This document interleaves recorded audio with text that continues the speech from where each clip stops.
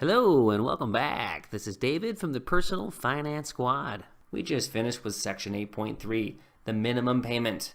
And yes, making the minimum payment means you add that much more time until your balance reaches zero, and in some cases it can take several months. And that means every month you make a minimum payment, that much more interest is what you're going to pay to the credit card company, which means it's in their pockets and not in ours, and we do not like that. Now it is obvious if you make more than just the minimum payment, you're going to pay down the balance faster. But the one thing to understand is that each credit card has their own unique set of terms, meaning they may have a 1% or a 2% or a 4% minimum payment. And certainly people found the bad habits of making the minimum payment, so if it's 1% over 4, there's a huge difference in getting that balance down to zero. So a good method to start with is to make the minimum payment, of course, plus whatever additional money can be afforded. But let's take this table here. Let's take this sample of $7,100. And then we say there's no additional payments. This is just a balance where whatever it took to build this up, it's going to stop, and no more additional purchases will be put onto this card. And then we're going to say it calls for a 1% minimum payment or $25. So if it's less than $25 in the 1%, that means it will automatically go to $25. But based on this, our buddy Jasper is going to say, you know what? I'm going to pay more. I'm going to pay 5%. So let's see how it looks. So now we can see here that 5% is a big nut. $417.13. And then we can see our pattern right here where it's all zero, so he is stuck true to his word.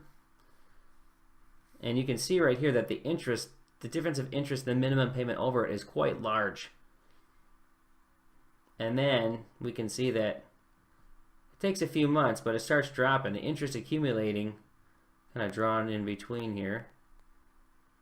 So you see 56, 53, 50, and change, 48, 45, 43, and you get down to even within a year, and you see a difference of 59 to 33,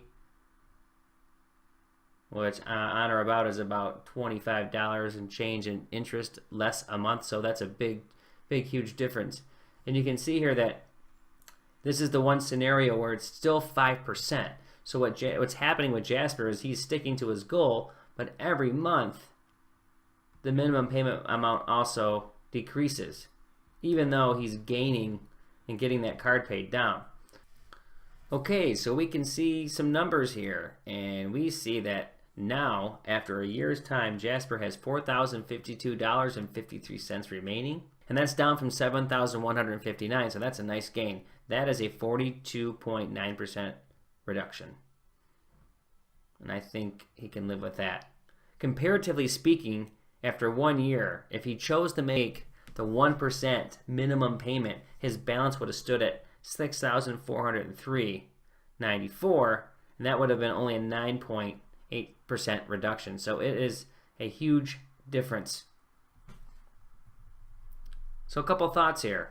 If Jasper paid the 5% for the entire duration, meaning as you see this 5% figure, but you can see how we saw it trending down. This would have continued to go down as with the balance. However, it would have taken him 74 months to pay off the card. Even so, you're saying he's paying 5 times as much as the minimum payment. It still would have taken him that long to pay down $7,100. That's a long time. Now, the other thing is, just for an example, let's say that since he paid $417.13 in the first month, let's just say that he decided to pay that every month. Now, if he did that, he would have paid this credit card down in the 20th month. So you can see the value of getting this paid off.